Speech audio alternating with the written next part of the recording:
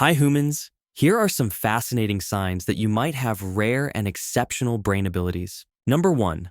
Hyperfocus. Most people think focus means sitting quietly and paying attention. Hyperfocus is something else. It's not concentration, it's possession. You don't focus on the task. The task reaches out, grabs you by the head, and says, "Congratulations, we live here now." You blink, and it's 5 hours later. Your back hurts. You forgot to eat. Your inbox is imploding, and you've accidentally built a database, cleaned your apartment, and written a novel. You didn't plan it. You just locked in. Hyperfocus is often associated with ADHD, but it's not exclusive to it.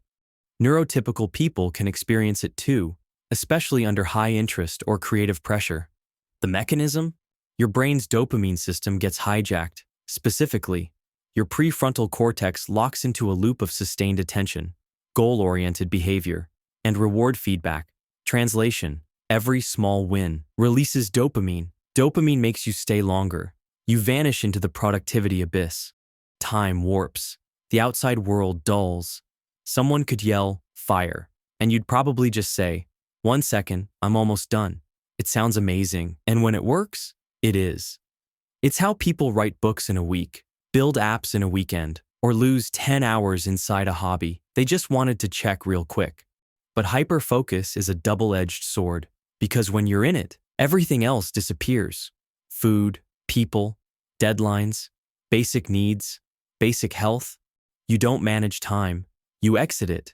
So if you've ever been accused of going too deep, getting lost in projects, or ignoring texts for 8 hours straight, while absolutely going all in on a project, you're not scattered, you're not slow, you're just running turbo mode, and it only activates when your brain actually cares. Number 2, super face recognition. You see a face once, in passing, in a crowd, in terrible lighting, and your brain logs it like it's a high-priority file. 10 years later, you spot the same person at a gas station and instantly go, "Hey, weren't you at Amanda's cousin's wedding 6 years ago, standing by the TV?" Welcome to highly superior face recognition, casually referred to as being a super recognizer, because apparently, calling you a human surveillance drone is too scary. This isn't just good memory, this is your fusiform face area, the part of the brain responsible for facial processing, running in Super Saiyan mode. While most people need repeated exposure to remember a face, you store them on first contact, even if you don't want to. Studies estimate about 1 to 2% of people have this ability. And no, it's not something you learn or train for. You're born with it. Your brain just sees faces and says, "Yep, that's important." Forever. You can spot actors in obscure cameos instantly, recognize someone from a blurry ID badge, catch someone who changed their hair, their weight, and their entire life story. It's so reliable, some law enforcement agencies now recruit super recognizers to review security footage because AI can't match them. But it's not all spy thriller glam. It also means constantly recognizing people who've totally forgotten you, then navigating that weird social moment where they think you're a stalker, and you're just trying to figure out where you know them from. It's like your brain has a built-in facial database, one you didn't ask for, can't shut off, and definitely didn't clear for privacy compliance. So if you've ever said, "You look familiar," and actually meant it, if you can pick someone out in a yearbook you saw once, half asleep, in 2011, you might be part of that rare cognitive elite, quietly running facial software on everyone in the room. Number 3, mirror touch synesthesia. Imagine this. You're watching someone get tapped on the shoulder. You see it happen to them, but your brain says, "That's happening to us now. Activate shoulder receptors." Congratulations. You might have mirror touch synesthesia, a rare neurological condition where your brain gets confused about who owns which body. In regular humans, watching someone get touched activates mirror neurons, the brain's built-in empathy hardware. But in mirror touch synesthetes, that activation spills over into the somatosensory cortex, the part of your brain responsible for physical sensation.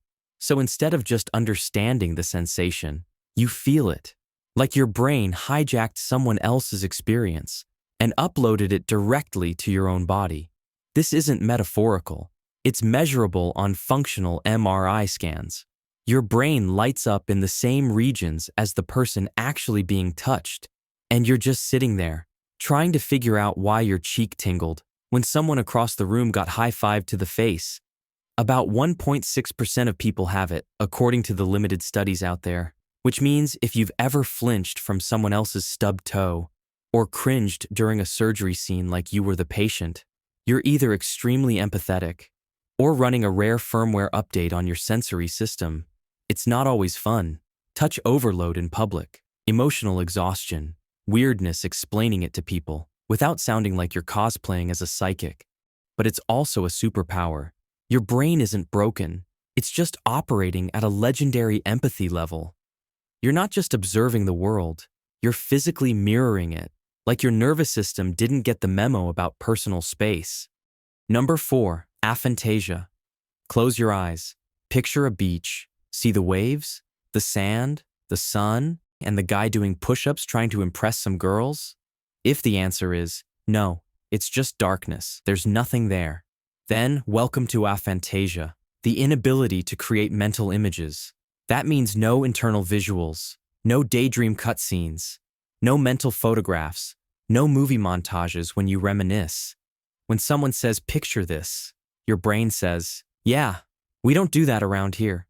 This isn't rare, but it's not mainstream either. About 2 to 4% of people have it, according to current research, though most don't realize it until adulthood, because nobody tells you that, as they assume we're all able to create mental images. Aphantasia isn't a disability, it's a neurological variation.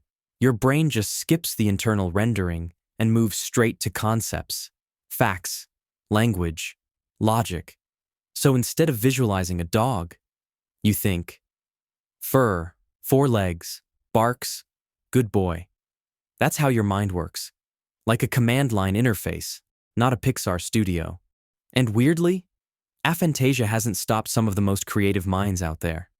There are aphantastic artists, filmmakers, authors, even scientists and mathematicians who crush reality without ever seeing it internally. Why? Because imagination doesn't mean visualization. Your brain doesn't need pictures. It builds ideas. So if you've never had that imagination, or thought everyone was just using metaphor when they said mental image, you're not missing out. You're just built different. No renderings, no fluff. Just high-efficiency abstract processing. Number 5, absolute pitch. You hear a random sound, a microwave beep, a car horn, a doorbell, and your brain goes, "That's an F sharp." You didn't guess. You didn't compare. You just knew. That's absolute pitch, aka perfect pitch. The ability to instantly identify a musical note without needing any reference. Most people, they need a piano, or a tuning app, or a lot of guessing and shame. You walk around with a built-in pitch detector hardwired into your auditory cortex. Here's how it works. Your brain has stored the exact frequencies of notes, like middle C or A440, and can match any sound you hear to that internal library. It's not memory, it's recognition, like identifying someone's voice on the phone. Statistically, it's rare. About 1 in 10,000 people have true absolute pitch. It shows up most often in people who started musical training very young, like age 3 or 6, and often correlates with native speakers of tonal languages, like Mandarin or Vietnamese, where pitch literally changes the meaning of words. Your brain? It didn't just hear sounds, it archived them. So now you can name any note on command, recreate exact melodies from memory, win every guess the pitch challenge ever made. But there's a catch. Absolute pitch isn't always a party trick. It can make you hate music that's slightly out of tune. Modulation, transposing, auto-tune abuse, pure psychological warfare.